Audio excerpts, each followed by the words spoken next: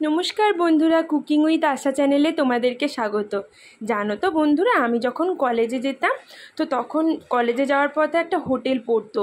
সেই হোটেলে মাছের ঝোলের একটা এত দারুণ গন্ধ আসতো না, তো কয়েকবার খেয়েওছি ওখানে মাছের ঝোল আর ভাত।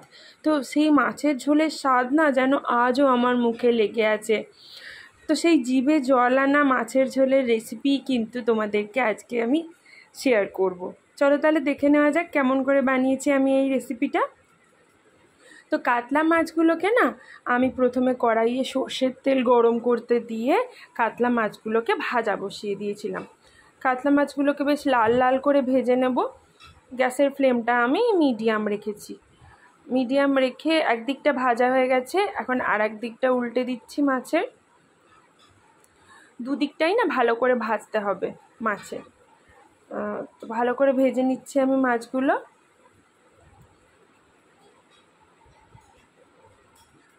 সেই আলু দিয়ে কাতলা মাছের ঝোল একদম অপূর্ব খেতে ছিল।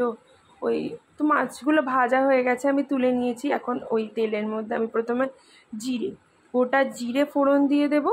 জিরেটা ভাজা ভাজা হয়ে গেলে আমি আলুগুলো দিয়ে দেব। আলুটা না আগে থাকতেই নুন হলুদ মেখে রেখেছিলাম, যাতে আলুর মধ্যে ওই নুনটা আর কি ঢোকে। তো আমি আলুগুলোকে কিন্তু তেলের মধ্যে দিয়ে ভালো করে নাড়াচাড়া করে ঢাকা দিয়ে দেবো। এই প্রসেসে করলে না বন্ধুরা আলুগুলো একটা দারুণ খেতে লাগে স্বাদটা। আর যদি আগে থাকতে সেদ্ধ করে নিয়ে করো বা শুধু ভেজে নিয়ে পরে ফোটাও ঝোলে, ওইভাবে করলে আলুটায় অত স্বাদ লাগে না। তো এইভাবে ঢাকা দিয়ে লো হিটে আমি রেখেছিলাম। কিছুক্ষণ রাখার পরেই দেখো আলুটা কি সুন্দর সেদ্ধ হয়ে গেছে, সেদ্ধও হয়েছে আবার ভাজাও হয়েছে, অপূর্ব খেতে লাগে।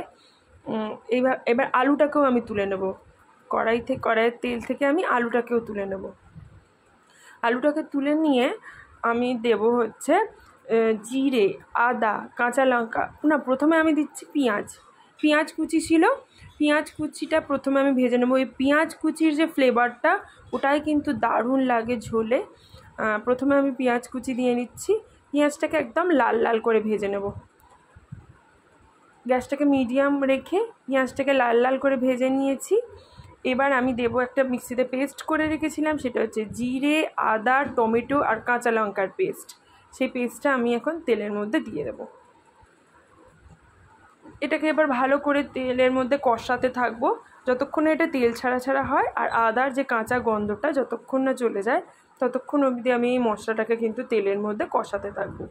এরপর আমি দিয়ে দেবো ঝোলের আন্দাজে নুন আর হাফ চামচ মতো হলুদ, আর দিয়ে দেবো একটুখানি চিনি দিলাম টেস্টটাকে ব্যালেন্স করার জন্য।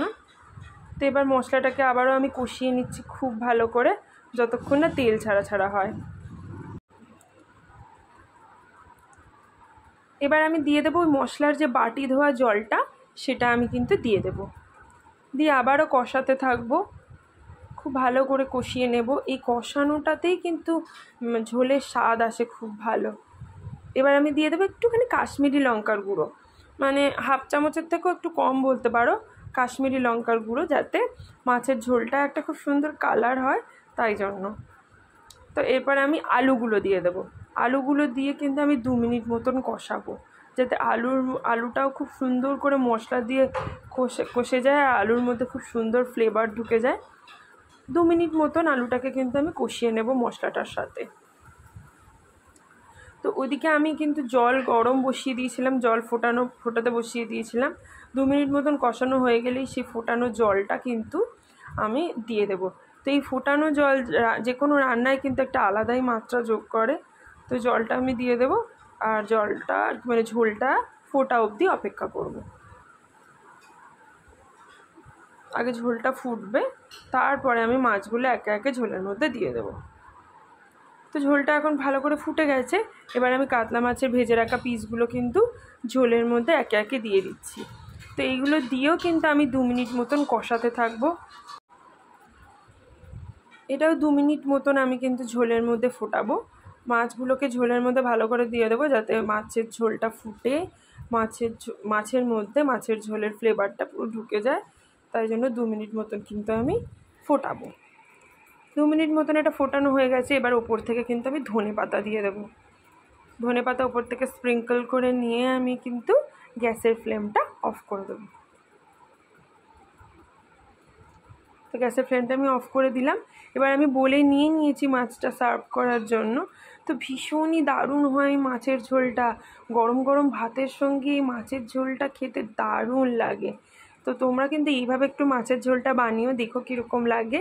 আর এই ভিডিওটা কিন্তু লাইক কমেন্ট শেয়ার করো, আমার চ্যানেলটাকে কিন্তু অবশ্যই সাবস্ক্রাইব করো, আর বেল আইকনটাও কিন্তু প্রেস করতে ভুলো না আমার নিত্য নতুন রেসিপির আপডেট পাওয়ার জন্য। ধন্যবাদ বন্ধুরা, আবার দেখা হবে পরের আরেকটা রেসিপিতে। টাটা।